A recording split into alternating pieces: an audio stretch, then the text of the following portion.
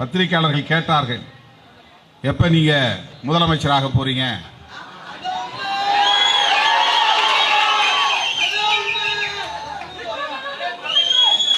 என் கேள்வியை மாத்தி கேட்கலாம் இல்லையா?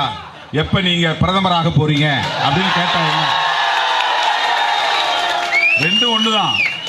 ஏன் அப்படி கேட்கக்கூடாது? முதலமைச்சரா பிரதமரா என்பதல்ல,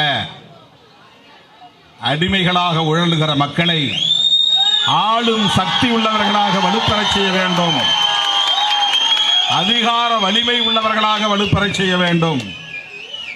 ஆட்சி அதிகார பீடத்தில் அமரக்கூடியவர்களாக வலுப்பெற வேண்டும். நான் 20 வருஷத்துக்கு முன்னால் ஒரு பத்திரிகை பேட்டி கொடுத்தேன். நானும் முதலமைச்சர் கனவு கொண்டிருக்கிறேன், எனக்கும் முதலமைச்சர் பதவி உண்டு, கனவு உண்டு. வாரிசுகள் அப்படின்னா ஆண்ட பரம்பரை என்கிற வாரிசு அல்ல, தமிழர் பரம்பரை என்கிற வாரிசு. அந்த உணர்வோடு இன்றைக்கு நான் 4 மணிக்கே எழுந்து முதல் பூஜை 5:30 மணிக்கு, அப்பதான் நீங்க சாமியை ஃப்ரீயா பார்க்க முடியும்ட்டாங்க.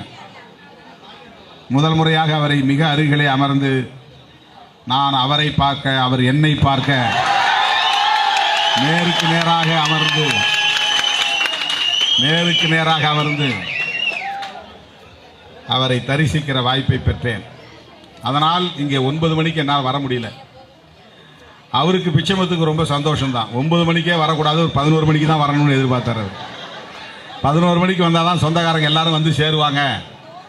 9 மணிக்கு வந்துட்டா இவர் சீக்கிரம் முடிச்சுட்டு போயிடுவார், அது சரியா வராதுன்னு அவர் நினைச்சார். முருகன் அவருக்கு அருள் புரிந்திருக்கிறார், பழனி ஆண்டவர். ஆகவே இன்றைக்கு பழனி ஆண்டவரை தரிசிக்கிற வாய்ப்பு கிடைத்தது. அதைவிட என் உயிரின் உயிரான விடுதலை சிறுத்தைகள் ஒரு நீண்ட இடைவெளிக்கு பிறகு உங்களை தரிசிக்கிற வாய்ப்பு கிடைத்திருக்கிறது. அதை எண்ணி பெருமைப்படுகிறேன், மகிழ்ச்சி அடைகிறேன். நாம் இந்த மண்ணின் மைந்தர்கள், பூர்வீக குடிகள். உழைப்பதற்காக மட்டுமே நாம் பிறக்கவில்லை, ஒடுக்கப்படுவதற்காக மட்டுமே நாம் பிறக்கவில்லை.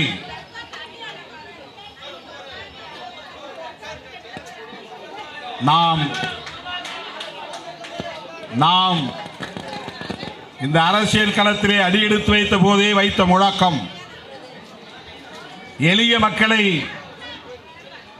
அதிகார வலிமையுள்ளவர்களாக மாற்ற வேண்டும் என்பதுதான். கடைசி மனிதனுக்கும் ஜனநாயகம், எளிய மக்களுக்கும் அதிகாரம் என்பது. ஆனால் அதை அவ்வளவு இலகுவாக எட்டி பிடித்து விட முடியாது. பத்திரிகையாளர்கள் கேட்டார்கள், எப்ப நீங்க முதலமைச்சராக போறீங்க?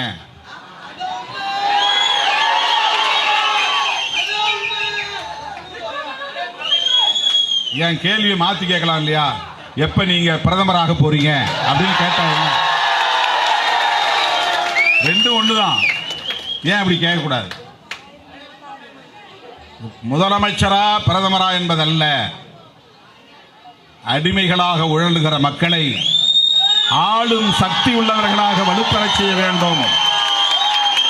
அதிகார வலிமை உள்ளவர்களாக வலுப்பெறச் செய்ய வேண்டும். ஆட்சி அதிகார பீடத்தில் அமரக்கூடியவர்களாக வலுப்பெற வேண்டும். நான் 20 வருஷத்துக்கு முன்னால் ஒரு பத்திரிகை பேட்டி கொடுத்தேன். நானும் முதலமைச்சர் கனவு கொண்டிருக்கிறேன், எனக்கும் முதலமைச்சர் பதவி உண்டு, கனவு உண்டு அப்படின்னு.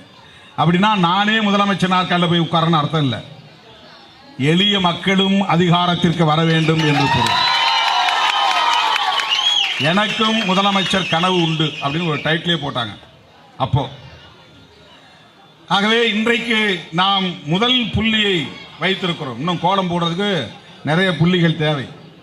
ஒரு புள்ளியை வச்சுட்டு ஒரு பெரிய கோலத்தை வாசல் நிரப்பி போட முடியாது.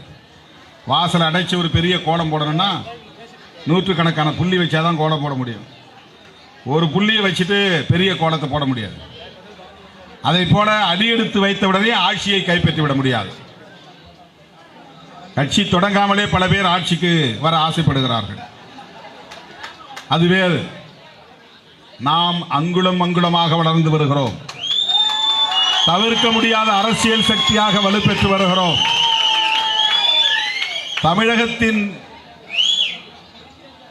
அரசியல் விதிகளை திருத்தக்கூடிய வலிமை பெற்றவர்களாக நாம் வளர்ந்து வருகிறோம். இன்றைக்கு மகாராஷ்டிரா மாநிலத்திலும் சிறுத்தை கொடி பறக்கிறது. கர்நாடகா, ஆந்திரா, கேரளா, தெலுங்கானா என்று தென்னிந்திய மாநிலங்கள் முழுவதிலும் சிறுத்தை கொடி பறக்கிறது. அப்படி ஒரு நம்பிக்கை நம் மீது மக்களுக்கு உருவாகி இருக்கிறது. அந்த நம்பிக்கையை தக்க வைக்கக்கூடிய வகையிலே நாம் நம்முடைய கட்சியின் கட்டமைப்பை வலுப்படுத்த வேண்டும். பாதகம் செய்பவரை கண்டால் நாம் பயங்கொள்ளலாகாது பாப்பா, மோதி மிதித்து விடு பாப்பா, அவர் முகத்தில் உமிழ்ந்து விடு பாப்பா. அண்மை செய்திகளை உடனுக்குடன் தெரிந்து கொள்ள இணைந்திருங்கள் இயம்நாடு தொலைக்காட்சியுடன்.